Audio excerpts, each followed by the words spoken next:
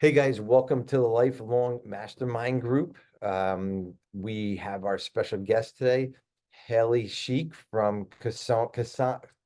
I'm saying it wrong. I know I'm saying it wrong. Kasona Counseling, Kasona, whatever. You tell me what it is, Haley.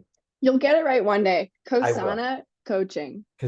Kasona Coaching, Haley Sheik. I got your name right. You did, which I I got your I name do right. find impressive because there's a lot of ways to mispronounce I chic. know. Haley Sheik from Kasona Coaching. Take it away before I You're gonna take disprove Kosana coaching into your meditations and just it. I am. re I am. repeat it. That's it. Thanks, Ellie. Appreciate it. It's all yours. All right, thanks for the floor and the introduction, Ed. It's so nice to be here with you tonight. I am the owner of Kosana Coaching. I founded this company in 2021, which feels like so long ago already. Really because I graduated from college and thought, is this it? I'm just gonna sit in an office and just this is it all day, day in and day out. This is it.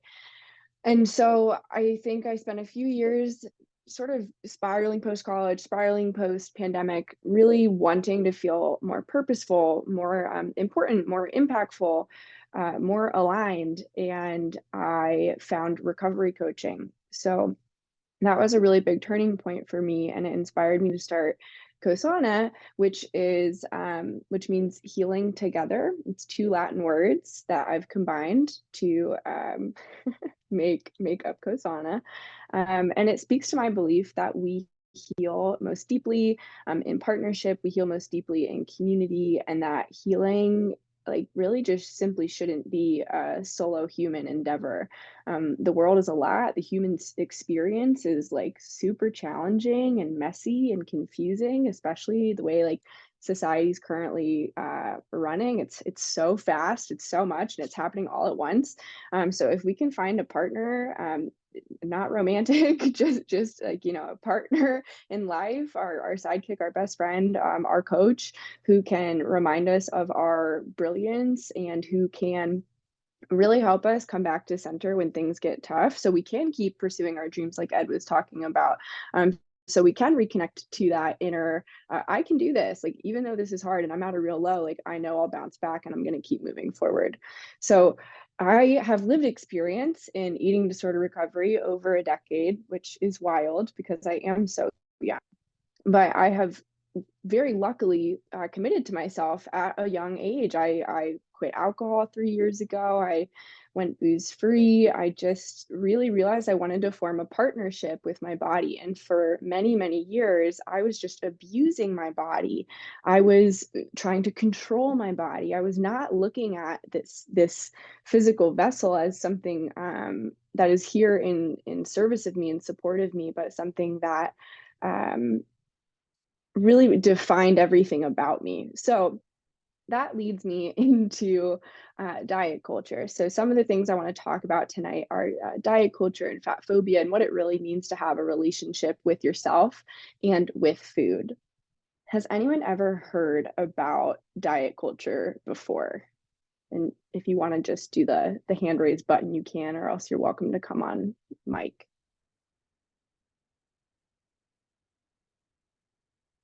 Okay. New topic. That's exciting. That's really exciting. Okay, you're in for a treat. All right, so we're going to talk about diet culture. Diet culture is a set of cultural myths that confuses thinness with health. And confuses, it conflates weight with health in bigger, broader terms. It makes food, it simplifies food to good and bad. And it puts a lot of pressure on us and in our relationship with food to eat a certain way. And it makes us believe that we have control over our bodies. It doesn't take into account that we have things like a natural set weight point, which is kind of like the baseline where your body feels safe. It's not like we're in famine, like we might starve. So we need to like increase your hunger levels so you eat more, which is what happens actually when you go on a diet. Am I freezing, Ed? My computer's starting to. do something funky. No, you're okay. We hear it is freezing a little bit, but nothing major. Okay, good. Where was I? Anyone know where my train is? Let's see. Diet culture. You're talking about diet culture. So I'm sure I'll get back to it. Um, the worst part about diet culture is that it turns us against ourselves and it makes us break this partnership that we have with ourselves, which is really natural as children, and we start to override our gut instincts. We start to override our hunger signals. We start to feel like really guilty when we eat something that brings us pleasure, because on some level, maybe diet culture has taught us that we're not deserving of pleasurable things, that we're bad for consuming pleasurable things like Ben and Jerry's, one of my all-time fave treats. Yep. And what at the end of the day, what I really want y'all to take home is that what you believe about a food and what you feel eating it is way more important for your health and your mental health than what is in that food. Um, before the last podcast, Ed had eaten a hot dog and it sounded like there was some guilt there, right? And some people might have comments or thoughts or beliefs about a hot dog, and maybe Ed did because it triggered some guilty feelings. But when he told me he was eating a hot dog, because I have figured out how to, unlearn diet culture and I don't subscribe to that belief system anymore, the first thing that popped into my head when Ed said that he was eating a hot dog was a memory of a baseball game with my dad and how delicious a hot dog is. So, diet culture really disconnects us from the pleasure of eating, and it puts so much pressure on us to eat to control our weight because we think controlling our weight is what will keep us healthy. And that brings me to the next topic, which is fat phobia. We want to, at all costs, avoid being fat in this culture. And that is a problem for a lot of reasons. Close your eyes for 1 second. Be a little vulnerable with me. And I want you to picture someone who you believe is really unhealthy.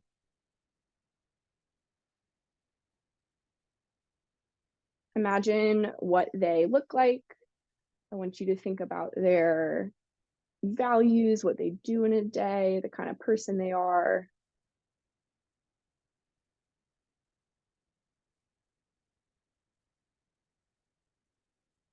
And then in your head, I want you to imagine someone who's really healthy.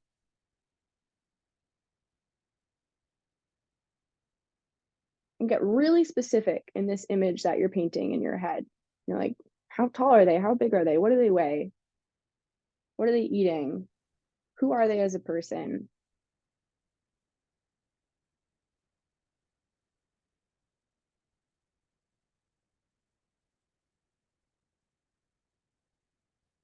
And when you have both of those images in your head, feel free to open your eyes.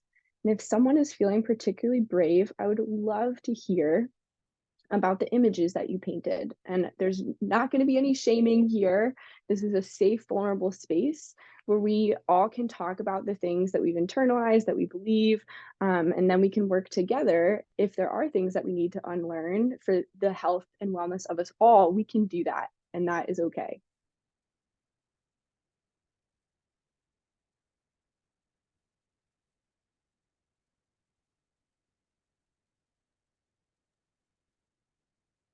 I can share, Ellie. Um, so the person that I see unhealthy in my head is me.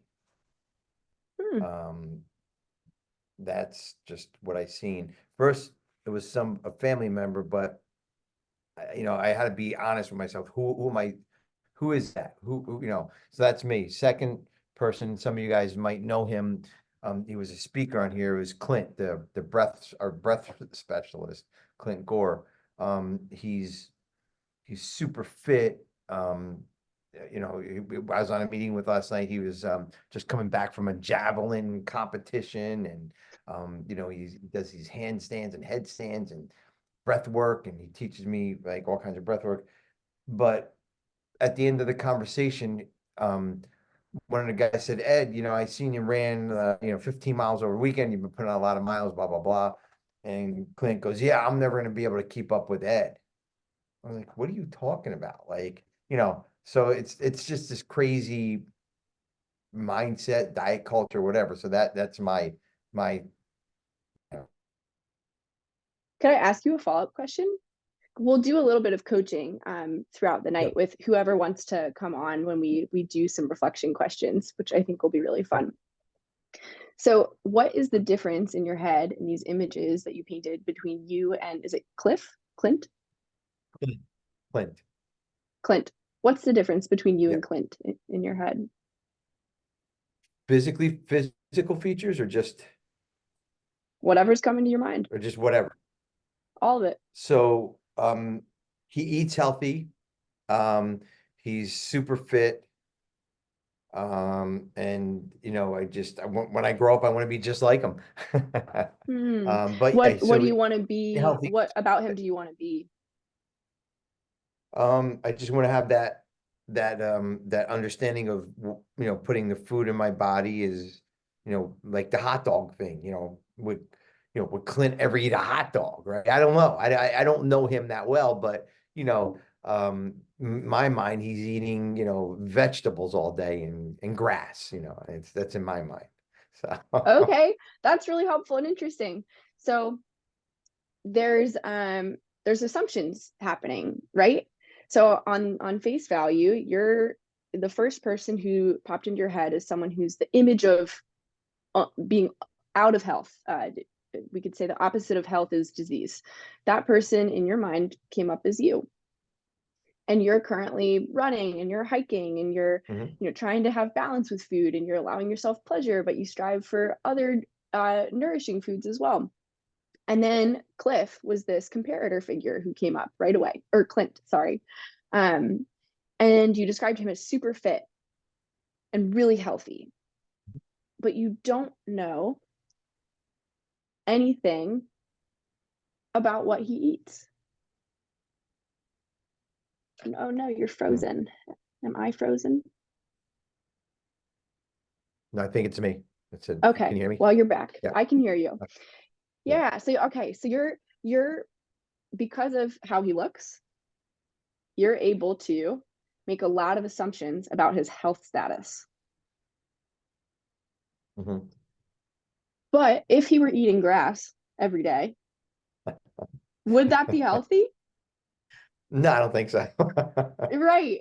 So it's interesting that eating grass and vegetables all day are part of your image of health, because how sustainable and healthful do you think that actually is for a human body? No, it's not. Right. It's not. Right. Yeah, it's Definitely. not. But that's what I think I have to do to be, to be fit, to be what it's just my like, and I know a little bit about diet culture because I had you on the podcast, but that's just the way that's what I was brought up around, Mm, and being afraid to, just just kind of like you said earlier, give yourself permission. mm. And I think I beat myself up too much. I don't know. Jury's still out. I'm kidding. Jury's still out. Yeah, That's right. I like to say allowance is medicine. Rules create rebellion. So having food rules is like a cornerstone of diet culture. Some other examples of diet culture would be like counting calories. Like I said, I'm thinking very black and white. So this is good or this is bad. This is junk or this is healthy. Really, really simplified terms for thinking about food. And when we think really simply about these things, we kind of create this false dichotomy in our head, where we're either doing the right thing or we're doing the wrong thing. And when we're doing the right thing, we feel good about ourselves. And when we're doing the wrong thing, our self esteem lowers. And then we start this vicious cycle, because once our self esteem has lowered and we believe we're doing something wrong, and diet culture has this really sneaky way of making us feel like nourishing ourselves, and how we do that and what we eat is making a moral statement about who we are as a person.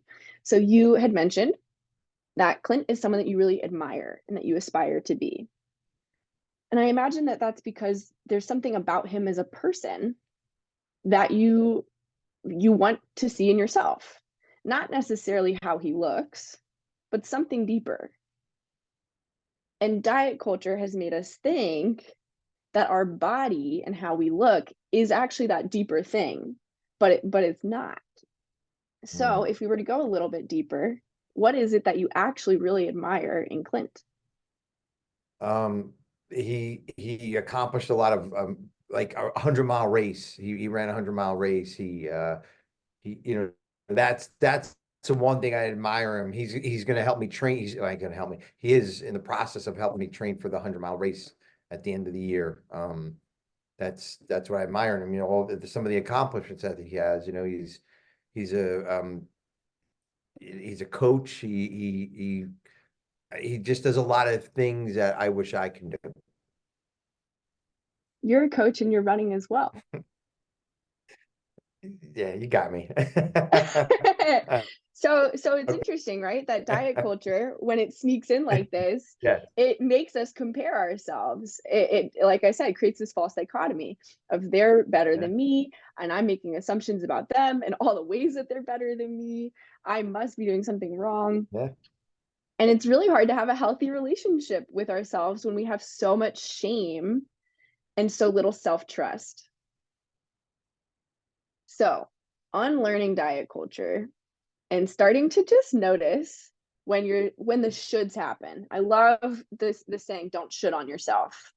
So if you're saying, oh, I shouldn't have eaten that, that is the red flag, not what you ate, but what you just said, what you just thought. What Because when you should, that means that you have a belief about something, that is rooted in shame. I'm trying to think of another example. So I should have made my bed yesterday. Okay, I could shame myself for not making my bed yesterday. Or I could say, it would have been really nice if I had made the bed yesterday because that's something I really value. But I had a human day and that feels so much better. And then that doesn't leave any, that doesn't drag me into the past. So shame is a feeling that A, doesn't serve any purpose. If we look at the emotional frequency scale, shame is at the very bottom. It is the heaviest emotion. It is super dense. And unlike guilt, which actually helps us to learn and change and become better, guilt is, I did something bad and I need to learn from this. Shame is, I am bad. There's no coming back from this. I'm bad. I'm defective. Um, and that is also the opposite of accountability. So shame really breeds self-hate. Self-hate gets us stuck in this cycle of not being accountable for making the changes that we want to see in our lives. And then we just stay really low. So we can avoid this whole cycle by making super small shifts, such as not shooting on ourselves, especially when it comes to food, because our bodies are so complex. We're surrounded by so many choices. The narrative that's out there about what's healthy and what's not is really distorted. We haven't even talked about like who's paying for what kind of visibility in terms of like the food pyramid and what foods are trending. There's so much conflicting advice. So at the end of the day, right, we have to recenter our authority within ourselves. Like we have to trust that we're making the best decision for ourselves and be able to go to bed and sleep at night and not be racked with guilt and shame. And that is the start of having a healthy partnership with your body, having a healthy relationship with food, and really being free from the heaviness of shame, and really also freeing yourself from comparing yourself to other people, which also triggers shame. So once you feel really satisfied and trusting in who you are and how you show up and the choices that you make, it's so much easier to look at someone else and not make assumptions because you don't really care. You're like, whatever they're doing is working for them or not. I don't know. How could I know unless they're honest with me? And I ask questions, and even then, we still don't know what's going on behind the scenes. But that self trust is so crucial. So Let's see, we're at 7:37. I'm gonna make sure I have time for some other things. Does anyone want to ask a question before I move on, or have a comment, share a thought, anything?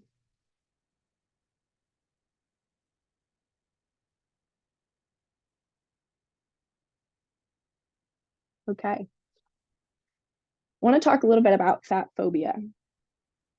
So fat phobia is kind of the elephant in the room that we don't know is there. It's like the invisible elephant, but it makes us all feel really uncomfortable. It makes fat people feel especially uncomfortable, but I would say that people in all sizes of bodies, all shapes of bodies, are experiencing discomfort always because of this cultural belief that fatness is fundamentally bad and that fatness says something about you as a person, that it says something about your health. Now, of course, there's, a further extreme end of the spectrum, but even if we're looking at the BMI and we're talking about obesity, there's plenty of people. I was kind of one of them. I was kind of teetering on the overweight, obese side when I was in like middle school because I'm really short and I was a gymnast and I had a ton of muscle. And the way that this scale works and was designed, that's where I land. But I was as healthy as I could be. So these metrics have really skewed our understanding of who is healthy and in what rate range and what health looks like. Fat phobia has made us conflate being overweight with being, there's scientific studies on this, and it's really sad. Um, it conflates being overweight with character traits like lazy, unreliable, um, dirty, horrible things, undesirable, because we have created this cultural ideal, and these cultural ideals change over time. If we, look back over the centuries, what we think of as beautiful in terms of a woman's body has changed drastically from, the 1500s to now, going through phases of super curvy to heroin chic in the early 2000s, which red flag if we're aspiring to look so thin as if we're doing heroin. There's something wrong there, right? But the point is that the beauty ideals change over time, and striving for any of them is going to lead us astray, and it's going to block our ability to have an authentic, healthy, trust-based relationship with ourselves. If we don't unlearn the belief that fatness is bad, we will not give ourselves permission, our bodies permission to change. And fat is not fundamentally bad. I just saw an article the other day that women at I forget what phase of life, but they're supposed to have 20 to 28% body fat, and that blew my mind. And I know as a young woman, I used to feel really insecure about kind of some belly fat and a little bump on my lower belly. And it took me getting into my later 20s to learn that that was my uterus. And as a young woman, I was trying to, flatten out my internal organs because I thought that that was the beauty ideal that I should be striving for. So at the end of the day, because this cultural image of health and beauty was thinness, I was striving for it, but I was becoming sicker and sicker and sicker and further away from myself. And my ability to pursue meaningful, purposeful things and big goals, like, big goals. I don't have the goal to run 100 miles or climb Mount Everest. I think that is amazing. Not for me. But my goals, I didn't have any energy for them. I didn't have the focus. So it's so important that we start to take fatness seriously, and we don't dismiss fatness, and we don't look at fat people and write them off. We don't look at them and we make assumptions about their health. We don't know. We just saw that Ed doesn't know what he thought he knew about Clint. We don't know anything about someone who's overweight or underweight either. People thought I was super healthy when I had my eating disorder and complimented me on my discipline.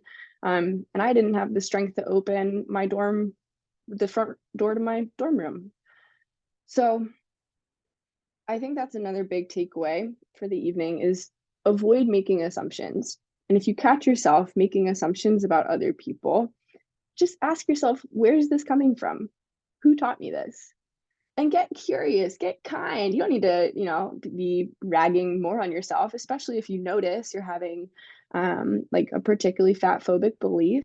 You see someone who's overweight and you think something kind of rude about them, just oop, that wasn't very nice of me. Maybe we should think, we should work on that. We should pay attention to that. But we don't need to like further internalize shame and make the whole process harder for ourselves. We all deserve, deep love and respect here. We all, at the end of the day, just want to live content, satisfied, deeply connected lives. And things that get in the way of that are things like diet culture and fat phobia, making assumptions, generating shame, shooting on ourselves, shooting on other people. So, really, as a coach, as an eating disorder recovery coach, as a yoga teacher, as a surf instructor, which I combine all of these things to help people have a more happy and healthy relationship with themselves. At the end of the day, like the train left the station again. Maybe that's my cue to stop and open up the floor.